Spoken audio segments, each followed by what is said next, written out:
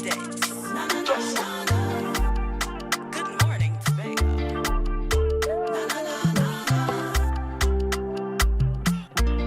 Let's go. It's a brand new morning. Rise up to a brand new dawning. Good morning and welcome back to Good Morning Tobago. This morning we continue our conversations and we have our guests online with us. We are chatting this morning about a number of topics, and this morning as we are talking with Kaye Trotman, who is from IDA Pro, and we are talking about the Tobago Autonomy Bill. Now, this has been prominent topic as we lead up to the bill coming before the parliament. Now, there's no time when that is going to happen. In regards to the date that we have been given, we don't know if it's coming by the end of the year or if it's coming early 2025. But from the hints that the Prime Minister has given to the country, this is something that we are going to see coming soon. A number of persons have voiced their opinions and hinted to the fact that this may simply be an election ploy by the current government, while others are saying it's simply time for Tobago to receive the autonomy that it has once clamored for or continues to clamor for. This morning, Kaye Trotman from the IDA is online and we are chatting about that autonomy bill. Good morning and welcome. Good morning, Shenell. Good morning to your viewing public.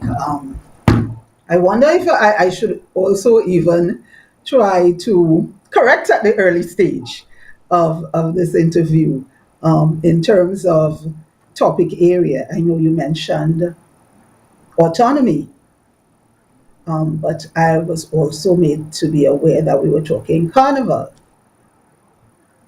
Touch on a bit of Carnival, but Tobago autonomy is a big topic on the table right now. And you see that there's a conversation from the minority saying we need to accept this bill, while there's a conversation happening with the current administration indicating that this bill is still flawed and a number of amendments are needed. Where do you stand in this discussion, or where does the IDA stand in the midst of this discussion? Well, we do believe that the bill is flawed and has a lot of room for improvement. And we're taking it from the perspective that even though we have been fighting for autonomy for such a long time, the bills that are currently before the Parliament are indeed inadequate to serve where Tobago needs to be at this point in time.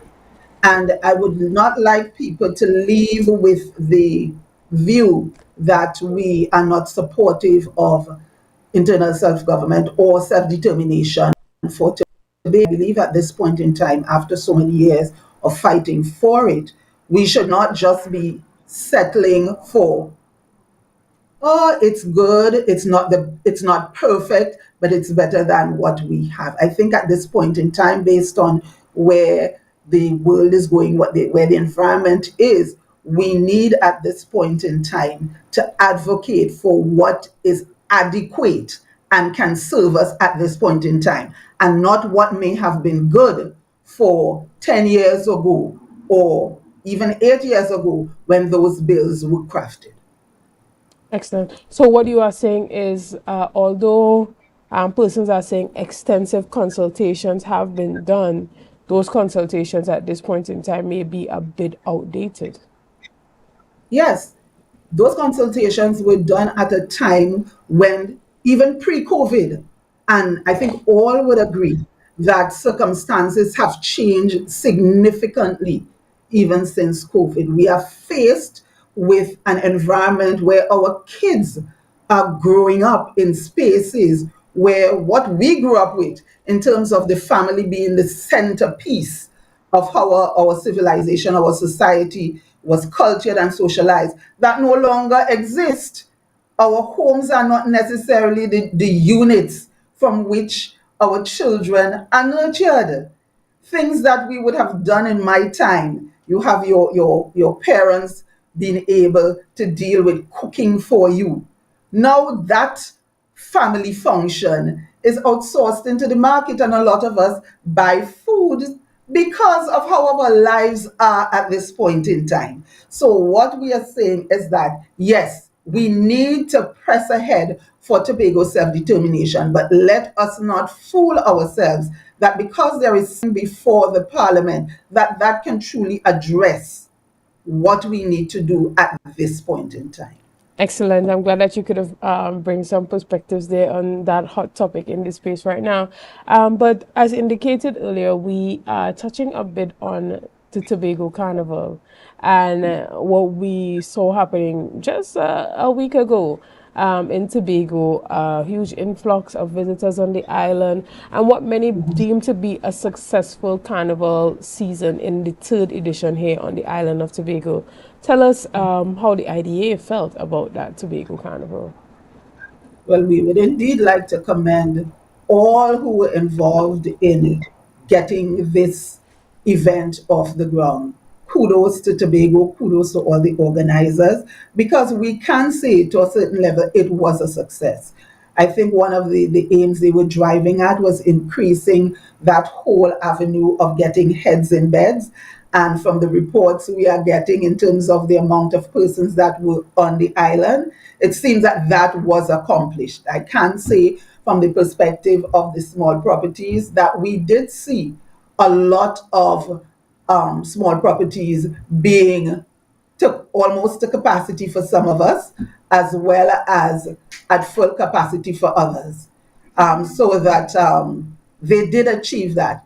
But we also saw that the quality of some of the activities were upgraded. I think commendation needs to go to the hosting of the Tuco Calypso Monarch and even the Soca Monarch, and that the performances there were tremendous. The quality and standard was indeed uplifted. I think as well in terms of the activities that were done, a lot of people commended of the activities.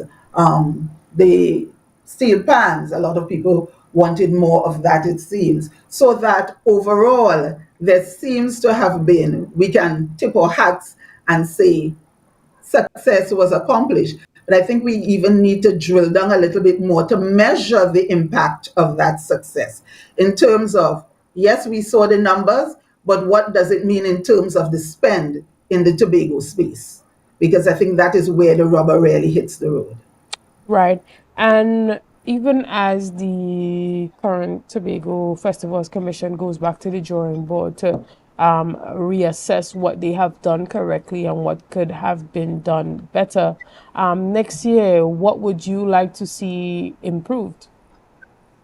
Okay, I think based on some of the concerns that folks would have shared, you'd want to see that greater management with between the stakeholders, all the various stakeholders, both private and public stakeholders. You'd like to see that level of transparency or greater transparency with the whole check distribution issue and what are the criteria that is laid for doing that. You'd like to see activities a more planned out and thought out calendar of activities for the carnival period. I know the carnival period tends to start from the Blue Food Festival onto the weekend of October. And unfortunately, the scheduling of some of the activities made some nights very crowded with activities and some nights without any activity at all. So that there was a level of disconnect sometimes for the folks that were in the space from the Blue Food Festival time. I think if we are going to take that time as the carnival period, we need to make sure that there are timely activities for folks to do every single day, because the aim of having people in the space for such a long time is to ensure that the spend can be maximized. So in terms of a calendar of event, I think that needs to be worked on a bit more, that gets that kind of engagement with all stakeholders on the ground. We'd love to see the continued improvement of what took place this year. I think we're still in the process of defining and refining what the Tobago Carnival product should be. And therefore, there's more room for infusing the uniqueness of Tobago and Tobago's culture into the whole activity that really makes our Tobago Carnival stand out as unique, eye-catching, but also a unique carnival that draws people to the island. We also have the fact that we have two carnivals, so to speak. We have what happens in February and what happens in October. And we need to look at how we need to maximize that to the best of Tobago's benefit. We may need to consider, I know some folks have been suggesting that we can get rid of the February carnival and concentrate on an October carnival, but we can also, since we do have those two timelines, redefine both of them and decide how we want to have them. There's room for promoting and preserving Tobago's national, our local culture. So that could be included within the whole carnival event. We can possibly make our February carnival one where we concentrate on the kids, because the October Carnival seems to be more adult oriented. And if we are looking at way of voting and preserving our carnival, you're looking about it. How do we build out this activity into the future? How do we ensure that there are the next generation can pick up from where this current generation leaves off with the carnival activities? So we could look at honing the craft more in February with the Kiddies Carnival, from Monarch to the Mass to the Pan, and as well as making it a showcase for the tourists that would be on island, enhancing the tourist experience, because during February, that's part of the winter season for our tourism sector, and therefore you would be having a lot of folks on the ground once the tourism division does its job well, and we together as a Tobago community play a part in that. And that could be an avenue for showcasing Tobago's carnival from a different perspective and give the visitor a greater experience. Excellent. And what do you think about Caribbean Airlines and overall accessibility to the island during the festival? We saw a situation where, although it was indicated that extra flights and extra sailings were put on, persons still struggle to get to the island of Tobago, even specifically at the Piarco airport trying to get over. I know that was still an issue. I think one of the things that we are perennially in the problem with Caribbean Airlines and ensuring that there's enough accessibility to the island during peak. The fact that we do have dates for our next carnival for the next few years means that Caribbean Airlines has ample time to ensure that they plan that accessibility to the island during these peak periods would not catch them off guard. I think we are tired, we are weary of flights being put on at the last moment. People cannot plan that way. People need to plan beforehand with enough time in hand that they can make their arrangements. So I think from now going forward, Caribbean Airlines does not have an excuse, and that they can do better. Although we thank them for what was done so far, I think they can do better. It's too many years of this being the same game. And if it is that the Tobago Carnival is really to make an impact, accessibility has to be key. Excellent. And for you, do you think that the event and its lead up promotion and marketing was sufficient?